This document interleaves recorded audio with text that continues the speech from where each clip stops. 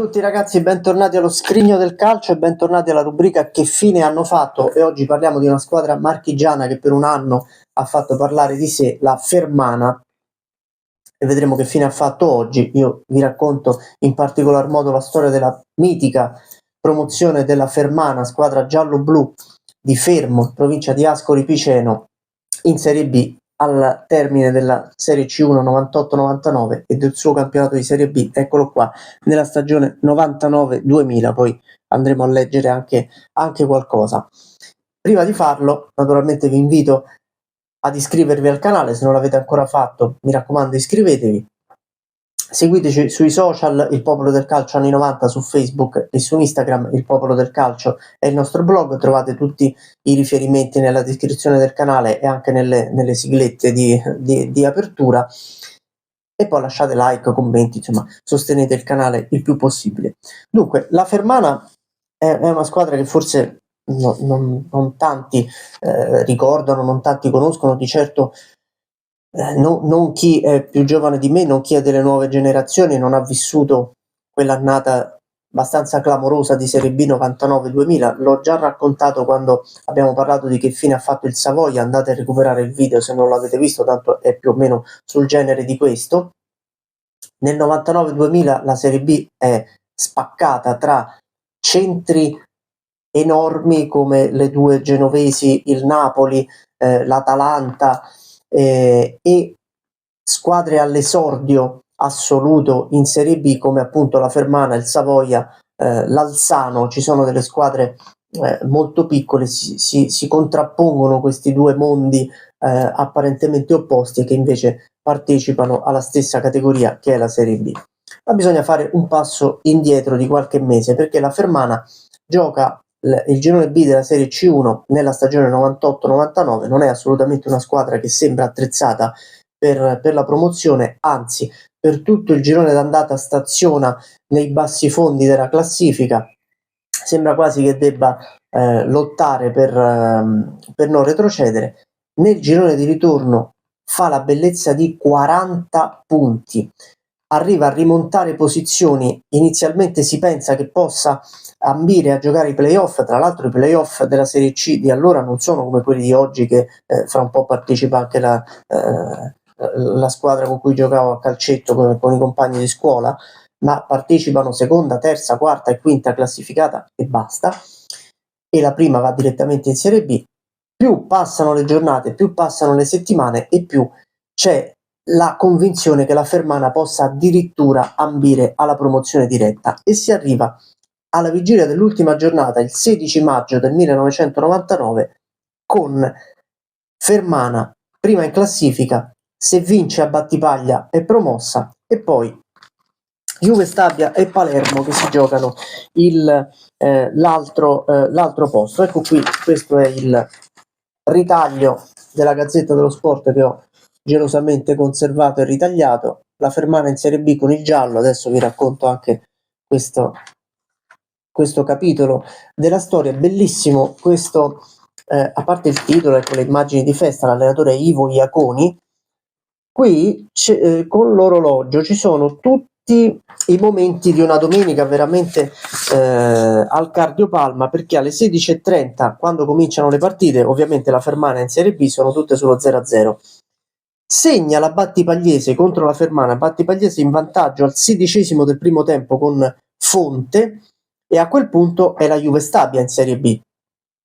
Alle 16:50 segna il Palermo contro il Crotone, e a quel punto è il Palermo a essere promosso in Serie B. Alle 18:08 la Fermana ha ribaltato la situazione contro la Battipagliese, hanno segnato Marino e Mastrolilli. La Juve Stabia addirittura perde in casa dell'Atletico Catania, e quindi alla fine la vittoria del Palermo contro il Crotone è inutile, la Fermana è clamorosamente promossa in Serie B. Ma la domenica è veramente emozionante, perché è iniziata con il giallo della cena avariata. Quando la Fermana arriva a Battipaglia la sera prima, cena in albergo, e nella notte diversi giocatori si sentono male, hanno problemi evidenti di stomaco, segno che c'era qualcosa che non andava nella cena, qualche cibo andato a male, tant'è che il presidente della Fermana,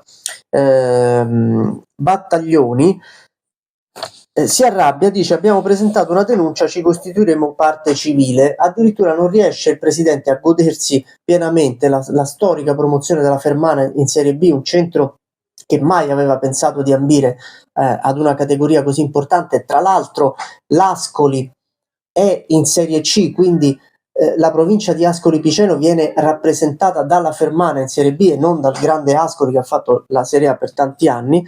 Addirittura c'è quasi il sospetto che qualche squadra rivale abbia voluto sabotare, o che comunque ci sia stato un sabotaggio per permettere al più potente Palermo di andare in Serie B al posto della Fermana. Naturalmente sono delle mere congetture. È molto più probabile che l'albergo in cui aveva soggiornato la Fermana abbia sbagliato qualcosa nell'acquistare i cibi per la cena. Detto questo, la Fermana e Fermo si godono un'estate da sogno con l'approdo in Serie B. Si capisce subito che, anche perché la società non ha particolari risorse dal punto di vista economico, riesce a mettere a posto lo stadio Recchioni di Fermo, che è anche un discreto stadio sia per la Serie C che per la Serie B, certo non tantissimi posti, ma sembra davvero di rivedere la favola del Castel di Sangro. Certo, Fermo è un centro molto più grande rispetto a quello abruzzese, ma l'impressione è che davvero a Fermo si possa sognare almeno per un anno.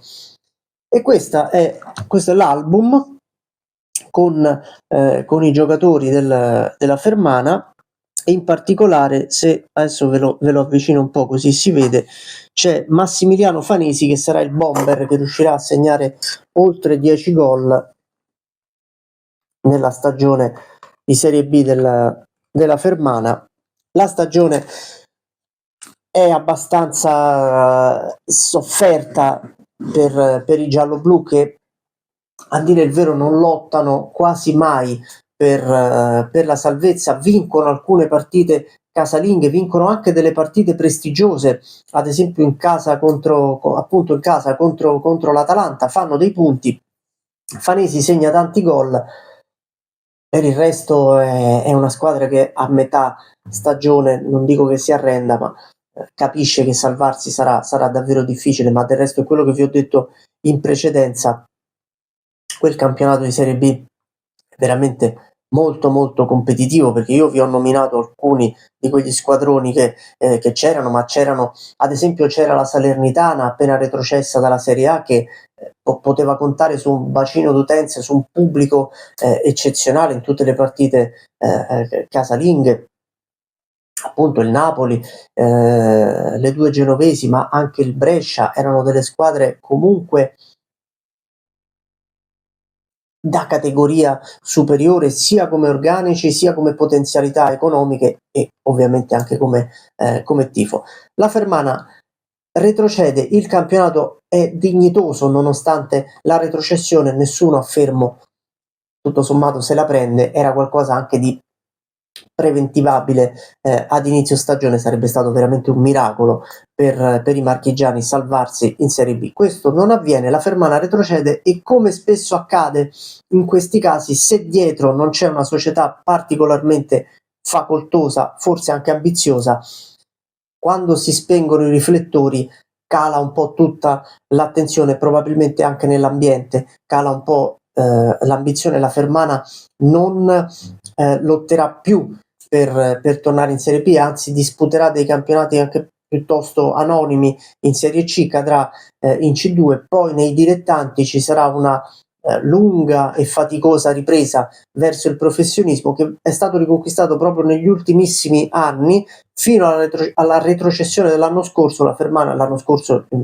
rispetto a quando vi sto parlando io, a settembre del 2024, la Fermana oggi è in Serie D, in un girone peraltro complicato, anche dove c'è i poco amati cugini dell'Ancona che hanno vinto recentemente proprio il derby di Fermo. L'obiettivo è teoricamente quello di riconquistare la Serie C persa appunto negli ultimi mesi. Oggi è in Serie D la Fermana. Vi invito come sempre a seguire sui social queste squadre, così come resto aggiornato io, restate aggiornati pure voi. Tanto è semplice, sulla barra di ricerca, come vi dico sempre, di Facebook scrivete Fermana Calcio ed esce la pagina della squadra, ci sono i risultati in tempo reale, le foto, insomma, le classifiche, tutto quello che vi può interessare per seguire le sorti di queste squadre. Noi ci vediamo la prossima settimana con un altro appuntamento con il che fine hanno fatto, con vedere che dove sono arrivate delle squadre che per uno o più anni sono state famose, e poi come sempre faremo un domani anche una seconda puntata per un aggiornamento ulteriore. Vi invito e vi rinnovo, anzi vi invito ad iscrivervi al canale e ci vediamo domani. Ciao a tutti.